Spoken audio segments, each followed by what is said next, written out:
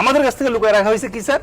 আমাদের যে 7 জন বীর শ্রেষ্ঠ আছে তার ভিতরে একজন আমাদের ভাই বীর শ্রেষ্ঠ engine room artificial Ruhul Amin, সে মারা গেছে কিন্তু ইন্ডিয়ান এয়ারফোর্সের বিমানের গুলিতে। রাইট। এই কথাটা স্যার কখনো বলতে দেওয়া হয় না। গত সরকারের আমলে 7 বীর শ্রেষ্ঠকে নিয়ে আমার একটা বই বেরিয়েছে, বাংলাদেশের বীরগাথা। এই বই আমি লাইনটা লিখেছিলাম বলে এই বইটা আমাকে প্রকাশ করতে দেওয়া হয় নাই স্যার। আচ্ছা, আমি কিছু বিতর্কিত অংশ দিয়ে শুরু করি স্যার। সবার প্রথম হচ্ছে যে পাকিস্তান একটা রাষ্ট্র ছিল যেটা দুই দিক থেকে ভারতকে চেপে ধরেছিল। রাইট। এই ইউনিফাইড পাকিস্তানকে যদি স্ট্র্যাটেজিক্যালি ভাঙা যায় তাহলে স্ট্র্যাটেজিক অ্যাডভান্টেজ শুধুমাত্র ভারত পাবে। রাইট। এটা প্রকাশ্য দিবালোকের মতো সত্য। আমাদেরকে যে গল্পটা বারবার শোনানো হয় যে 1971 সালে হঠাৎ করে যুদ্ধটা শুরু হয়ে গেল, তারপরে একটা স্বাধীনতার ঘোষণা আসলো, যুদ্ধ হলো, আমরা জিতে গেছি। এত সরল তো না স্যার ব্যাপারটা। তো অবশ্যই না। নির্বাচনে সংখ্যাগরিষ্ঠতা পাওয়ার পরেও পাকিস্তানের প্রধানমন্ত্রী হওয়ার সুযোগ নিচ্ছেন না কেন মুজিবুর রহমান? এই প্রশ্নের জবাব কার কাছে আছে? ইন্দিরা মুজিবের যে আঁতাত শুরু থেকে, এই পৃষ্ঠাগুলো ইতিহাসের পাতা থেকে কে সরায় ফেলছে? তারপরে আগরতলা ষড়যন্ত্র মামলা। আগরতলা ষড়যন্ত্র মামলা, এটা তো তারা তখন বলতো মিথ্যা। কারেক্ট, মিথ্যা মামলা। তো এটা কেন মিথ্যা বলতো কেন তখন? স্যার পলিটিক্যাল অ্যাডভান্টেজ নেওয়ার জন্য। এবং র তখন এত অ্যাক্টিভলি এই অংশটাতে কাজ করতে পারতো না।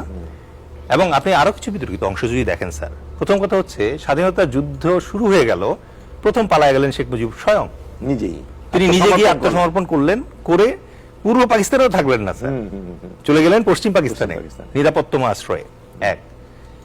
একই সাথে নিশ্চিত করলেন তার ফ্যামিলি যেন আর্মির কাস্টডিতে থাকে, তার মেয়ের সন্তান নাতি যেন আর্মির সিএইচে জন্মগ্রহণ করতে পারে, এবং মাসোয়ারা উনি পেতেন, উনার কন্যা পেতেন, এবং কন্যার যে হাজবেন্ড ছিল ওয়াজেদ মিয়া উনিও পেতেন। তার মানে this was a very good settlement. Right. Okay. এর ভিতরে বিপদে পড়লেন এক ইয়াং মেজর, নাম মেজর জিয়াউর রহমান। তাকে যখন জানজুয়া বললেন তার অধিনায়ক যে যাও ওই সোয়াত জাহাজ থেকে অস্ত্র খালাস করে নিয়ে আসো, আর ওইখানে যখন অ্যাম্বুশ বসায় রাখলেন তাকে মারার জন্য, ক্যাপ্টেন খালিক পিছন দিক দিয়ে দৌড়ে গেল, গিয়ে বলল স্যার খবরদার ওখানে যান না, আপনাকে কিন্তু অ্যাম্বুশ করবে খালিকুজ্জামান স্যার। তখন গিয়ে মেজর জিয়া বলল উই রিভোল্ট। তার আগ পর্যন্ত হি ওয়াজ সিনসিয়ার। রাইট। তো এই সত্যগুলো আমরা বলি না, আমরা ওই সত্য বলি না। আমাদেরকে একটা ছবি দেখানো হয় স্যার, যে একজন সৈনিক 71 সালে একটা সৈনিক একটা বাঙালি লোকের লুঙ্গির ভিতরে উকি দিচ্ছে।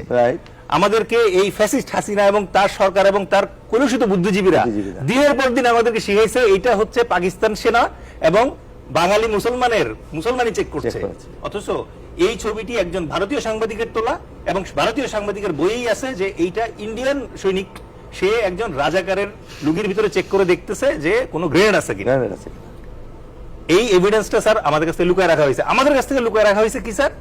আমাদের যে 7 জন বীর শ্রেষ্ঠ আছে তার ভিতরে একজন আমাদের ভাই বীর শ্রেষ্ঠ engine room artificial Ruhul Amin, সে মারা গেছে কিন্তু ইন্ডিয়ান এয়ারফোর্সের বিমানের গুলিতে। রাইট। এই কথাটা স্যার কখনো বলতে দেওয়া হয় না। গত সরকারের আমলে 7 বীর শ্রেষ্ঠকে নিয়ে আমার একটা বই বেরিয়েছে, বাংলাদেশের বীরগাথা। এই বই আমি লাইনটা লিখেছিলাম বলে এই বইটা আমাকে প্রকাশ করতে দেওয়া হয় নাই স্যার। আচ্ছা, ক্লিয়ারেন্স পায় না, এমআই ক্লিয়ারেন্স। অবশেষে স্যার ওই লাইনটা বাদ দিয়ে আমাকে ছাপাইতে হয়েছে। একইভাবে তো আরো 2 জনের বই বাজেয়াপ্ত করা হলো। একজন হলো একে খন্দকারের একটা বই দেয়াল, ওনার বইটা ছিল ঘরে বাইরে, ভিতরে বাইরে। আর আরেকটা বই লিখেছেন প্রখ্যাত ঔপন্যাসিক হুমায়ুন আহমেদ, তিনি লিখেছেন দেয়াল, একটা বই লিখেছিলেন। সেই দেয়ালে কিন্তু অনেক ঘটনা লেখা ছিল।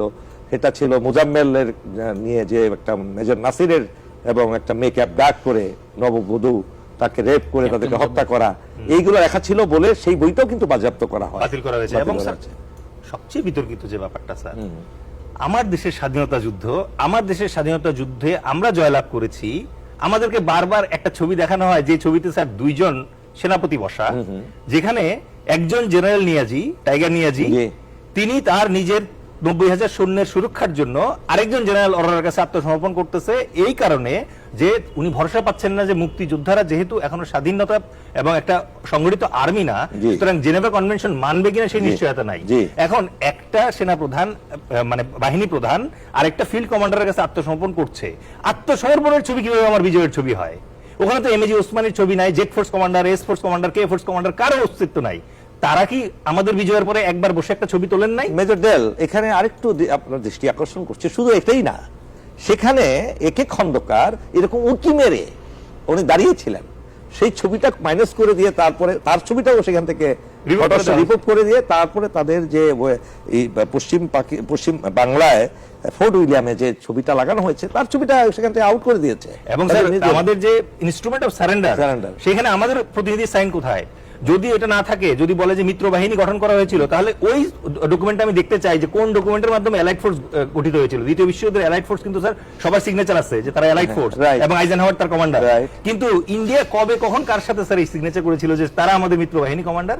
এই জাতীয় বিতর্কগুলো স্যার আমরা যারা ইয়াঙ্গার জেনারেশন আছি স্যার, আমাদের চোখে তো স্যার চশমা নাই স্যার, আমরা নির্মোহভাবে তাকাই। আমরা প্রশ্ন করি যে প্রায়ই দেখবেন যে ভারতীয়রা বলার চেষ্টা করে যে আমরা হেল্প না করলে তো স্বাধীনতা পেতি না। ইভেন আমি একজন রিসেন্টলি স্যার ইন্টারভিউ দেখলাম, একজন general, retired general of Indian army, উনি ইন্ডিয়ান কোর আর্টিলারি কোরের কমান্ডার ছিলেন। উনি বলছেন উই গেভ দেম ভিক্টরি, কামান আপনি আমাদেরকে ভিক্টরি দিয়েছেন, মানে 1971 সালে 16 ডিসেম্বরের মাত্র 12 দিনের জন্য আপনারা আসছিলেন আমাদের সাথে 3 days।